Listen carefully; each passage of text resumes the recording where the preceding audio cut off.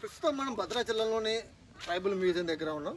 ఈరోజు ఈ ట్రైబల్ మ్యూజియాన్ని సందర్శించడానికి హైదరాబాద్ నుంచి విజ్ఞానదర్శిని వ్యవస్థాపక అధ్యక్షుడు రమేష్ గారు మరియు ఆయన బృందం గిరిజన మ్యూజియంను సందర్శించడం జరిగింది.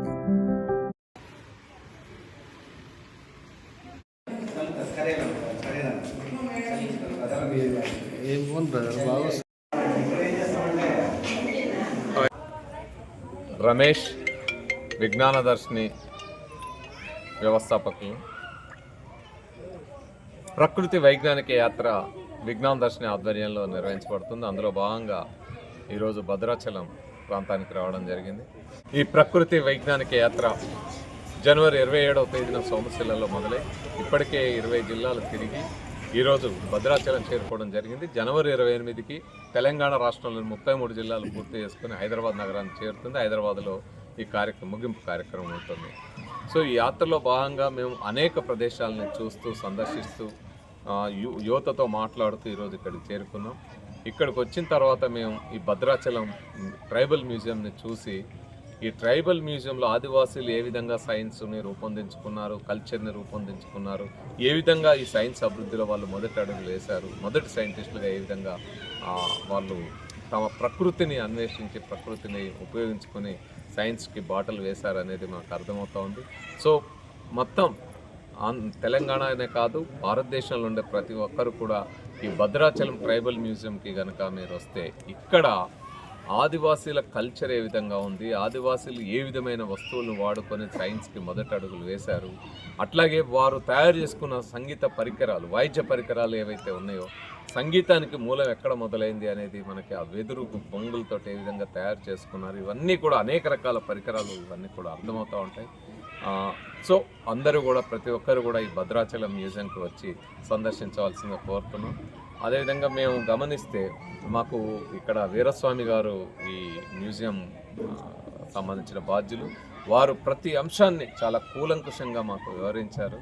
అక్కడ అంటే అందులో ఎలా సైన్స్ ఎలా ఉంది, సంస్కృతి ఎలా ఉంది, వాళ్ళు ఏమేమి చేశారు, ఎలా చేయగలిగారు, అవన్నిటి గురించిన పూర్తి వివరాలు మాకు అందించారు. సో వారికి మా విజ్ఞానదర్శిని తరఫున ధన్యవాదాలు తెలియజేస్తున్నాం. ఈ విజ్ఞానదర్శిని టీము దాదాపు 20 మందికి సంబంధించిన టీం ఇది. మేము వివిధ ప్రాంతాల్లో తెలంగాణలోని వివిధ ప్రాంతాలకు చెందిన వాళ్ళందరం ఇందులో ఉన్నాం.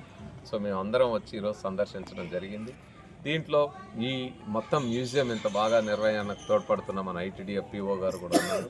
సో వారు కూడా దీన్ని బాగా కాపాడుతూ అందరికీ ఈ విజ్ఞానం ఆదివాసీ విజ్ఞానం అందాలని కృషి చేస్తున్నారు. వారికి కూడా మా ప్రకృతి వైజ్ఞానిక యాత్ర టీం తరఫున ముఖ్యంగా విజ్ఞానదర్శిని బృందం తరఫున ధన్యవాదాలు తెలియజేస్తున్నాం. విజ్ఞానదర్శిని అంటేనే భారత ప్రజల మూలవాసుల ఆదివాసుల ఇక్కడ శ్రమజీవుల కష్టజీవుల్లో ఏ విధంగా సైన్స్ని మొదలుపెట్టారు, వాటికి బాటలు వేశారు, ఎట్లా పరిణామం ఈరోజు ఆధునిక సైన్స్కి బాటలు వేశారు అనేది ఆవిష్కరించడం, దాన్ని అన్వేషించడం, వాటిని బయటికి తీసుకొచ్చేప్పడం.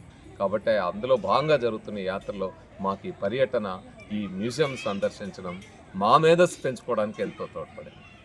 ఆదివాసులు అడవి బిడ్డలు, ఈ దేశ మూలవాసులు, ఈ దేశంలో సంస్కృతి, సైన్సు, విజ్ఞానం అభివృద్ధి చెందడానికి మొదలవ్వడానికి కారకులు. ఈరోజు ట్రైబల్ మ్యూజియం చూసిన తర్వాత మాకు ఈ విధమైన అనేక రకాల అంశాలు అవగతమైనాయి. ఆ రోజుల్లోనే ఈరోజు మనకి రిఫ్రిజిరేటర్స్ ఉన్నాయి, ఫ్రిడ్జ్లు ఉన్నాయి, వాటిల్లో మనం అనేక రకాల వాటర్ కూల్ చేసుకొని తాగుతూ ఉన్నాం.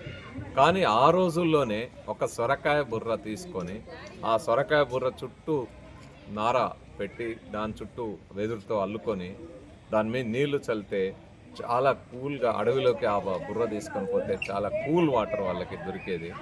అలాంటి వాటర్ కూలర్ని కూడా ఆ రోజుల్లో వాళ్ళు తమకు అందుబాటులో ఉన్న వస్తువులతో తయారు చేసుకొని విజ్ఞానంకి మొదటి అడుగులు వేసింది కనపడుతుంది. అట్లాగే వెదురు మురళి చాలా చెప్తారు కదా, ఆదివాసుల దగ్గరికి వెళ్తే ఫస్ట్ అంత సన్న వెదురు లేదు, ఇంతలా బుర్ర ఉండేది వెదురు బుర్ర.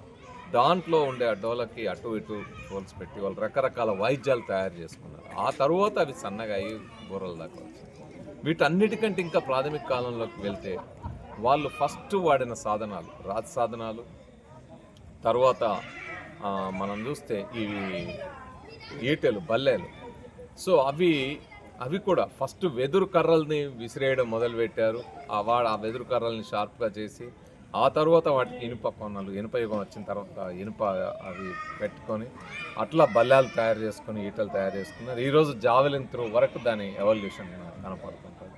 ఇట్లా ప్రతి అంశంలో కనుక మీరు చూసుకుంటే ఆనాటి నుంచి ఏ విధంగా సైన్స్ అభివృద్ధి చెందుకుంటూ డెవలప్ అవ్వుకుంటూ ఈరోజు ఆధునిక వైజ్ఞానిక మానవులుగా ఎదిగారు అనేది కనపడుతుంది.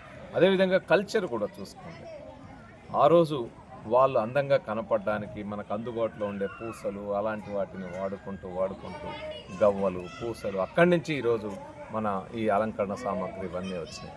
మీరు ఎందులో చూసుకున్నా ఆ విధంగా సైన్స్ ఎట్లా అభివృద్ధి చెందింది, ఆ పరిణామం చెందింది అనేది అర్థమవుతుంది.